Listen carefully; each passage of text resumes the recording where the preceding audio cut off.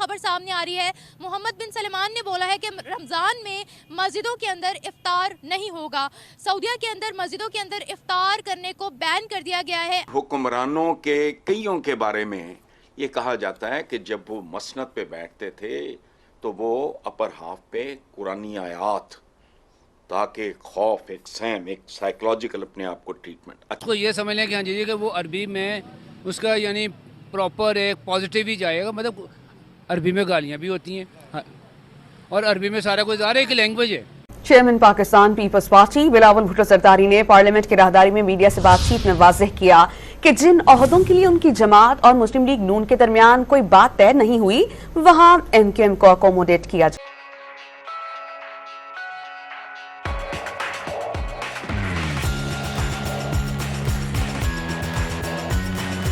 भाई अब तो अबाया भी वहाँ पर वो मैंडेटरी नहीं है।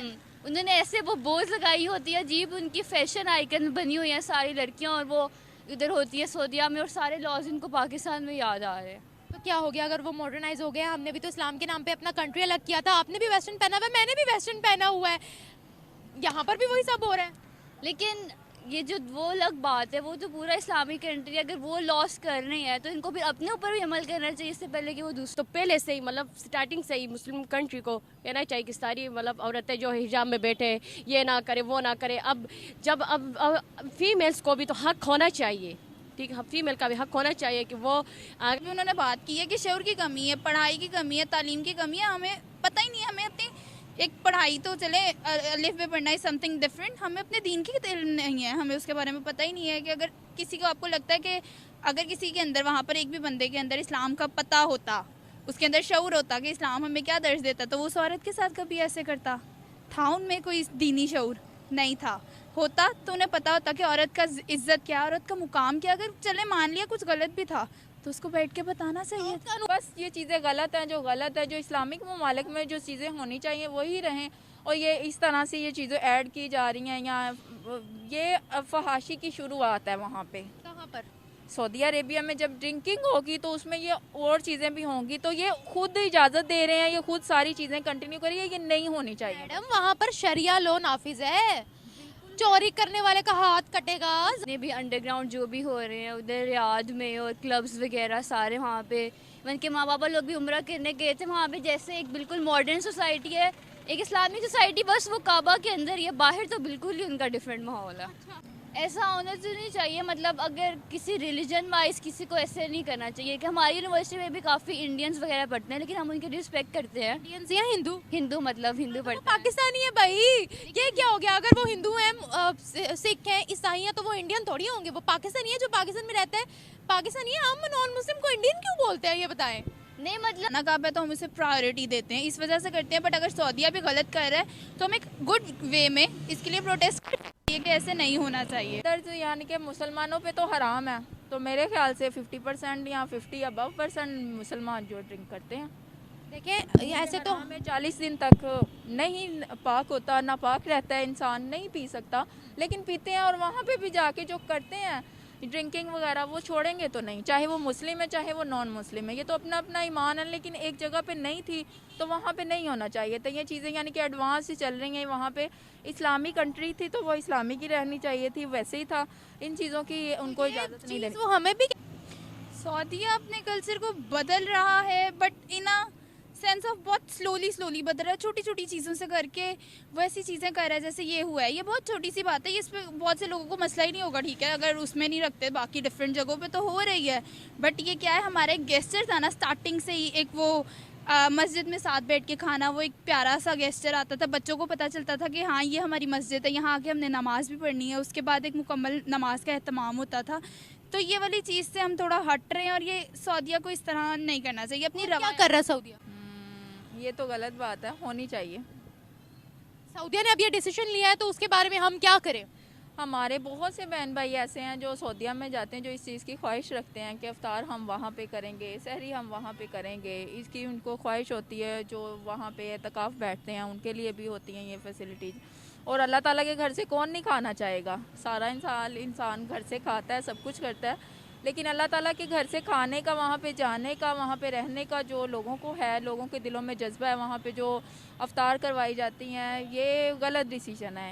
उन्होंने अफ्तार को बैन नहीं किया, उन्होंने मस्जिदों के अंदर इफ्तार को बैन किया। वही तो कह रही हूँ, मस्जिदों के अंदर होनी चाहिए, नहीं बैन करना चाहिए था जी। देख अफ्तार बैन नहीं, मस्जिदों में ही, जाहिर सी बात है, मदीना या मक्का या हम जाते हैं वहाँ पे तो वो मस्जिद में ही लोग बैठते हैं, इबादत करते हैं, और उनकी ख्वाहिश होती है कि मगरिब की नमाज भी हम यहीं पे पढ़े, अफ्तार भी करें, क्योंकि टाइम तो शॉर्टली होता है अफ्तार के बाद, तो वहीं लोग नमाज पढ़ के वहीं अफ्तार करना ज़्यादा खुशी से महसूस करेंगे। अगर मैं जाती हूँ, अल्लाह ताला मुझे बुलाएं, और मेरी भी ख्वाहिश यही होगी, तो मैं रमज़ान में जाऊँ, वहाँ पे सहरो अफ्तार करूँ, मदीना में बैठ के, मक्का में बैठ के। ये तो मदीना में, पूरे सऊदीया में आप कर सकते हैं, वो मना नहीं किया, सिर्फ मस्जिदों के अंदर जो है एक डिसिप्लिन मेंटेन करने के लिए उन्होंने कहा है। इतनी सालों से ये चीज़ें होती आ रही थी, तो अब ये चेंज, इससे कोई फ़र्क नहीं पड़ता। अच्छा, मुझे हलवे का किसने ये नहीं कहा, उसने बस ये देखा जी अरबी में लिखा हुआ है, तो देन मतलब मौलाना साहब वहाँ पर दाढ़ियाँ रख के लोग, उनको नहीं पता हलवे का मतलब क्या होता है।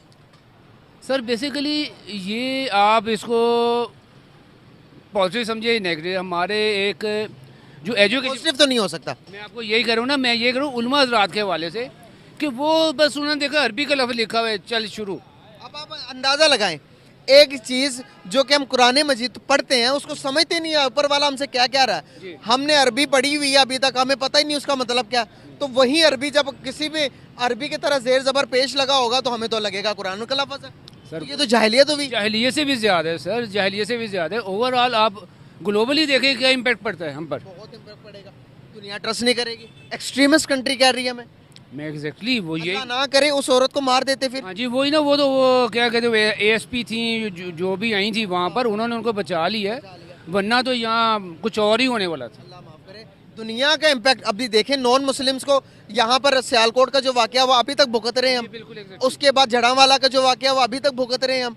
तो ये चीज़ें हम अपने मुसलमान भाइयों के साथ, बहनों के साथ भी ये कर रहे हैं, तो दुनिया कैसे देखेगी भाई हमें।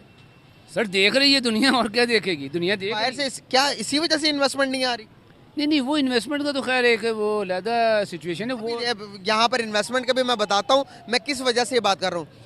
आपके मुल्क के अंदर जब मजहबी एक्सट्रीमिस्ट बन जाते हैं हम लोग, जब कोई भी बनेगा तो बाहर से कोई गोरा यहाँ पर आते हुए, चाइनी आते हुए 1000 मरतबा सोचेगा कि यार मैंने ऐसे कर दिया तो मेरे भी सजा ये होगी। वो बिल्कुल आप सही कह रहे हैं, लेकिन मसला ये है कि ये जो हम मतलब इस टॉपिक पर कोई इस पर सोचता नहीं है, मतलब इसको कोई भी नहीं देख रहा, सिर्फ वो एक्सट्रीमिस्ट पर चले जाते हैं कि हाँ जी ये हो गया, ये हम कर दें फौरन। अच्छा, अब मुझे जब ये अतर ने, मेरे रिसर्चर हैं हमारे उसके ब्लैक एंड वाइट के, उन्होंने मुझे दिखाया तो मैंने कहा ये तो आयात नहीं है जी। उनमें से एक लफ्ज़ हलवा मुझे याद रह गया। बिल्कुल। तो मैंने कहा चूंकि अरबिक कैलीग्राफी बहुत खूबसूरत, आप कुछ भी लिख दें अरबी में, आम अल्फाज लिख दें, उसकी कैलीग्राफी इतनी फैसिनेटिंग होती है, it's like a piece of art. तो ये बुनियादी तौर पे जहालत है, और जहालत के सरचश्मे कौन है? जब मैं कहता हूं ना कि इस मुल्क में कोई बहुत ताकतवर आदमी चाहिए, बहुत ताकतवर, डंडा पीर है बिगड़े तिगड़े, तो इसमें आपने इतराज एक तंजिया सा किया था, अच्छा आपके परदादा जी ने ईजाद किया होगा या उनके परदादा ने, हम ऐसे ही हैं, ये इंडियन इस्लाम है। अभी कोई रिसेंटली को सऊदी अरेबिया में बात कहीं इस्तांबुल में अभी कोई एक ढंग की बात हुई है, बहुत आला बात हुई है, उस पर चुट कर रहे हो, तुम ठेकेदार हो। ठीक है, जामे अल-अज़हर के सरबराह ने कहा था कि इनका इंडियन इस्लाम है। सो ये उसकी पैदावार है। पागल खुद वहां को बंदा कह रहा था मैं गोली मार दूंगा इसको फलाना, और तू पागल है, तुझे समझ नहीं आ रही कि वो आयात है ही नहीं। ठीक हो गया। मुझे सोशल मीडिया पे दिखाई दे गया, मैंने अतर को कहा, मैंने कहा ये तो आयात तो नहीं है, तो दूजी पासे होने तो मैंने नहीं पता, जितना वो नजर आया मुझे।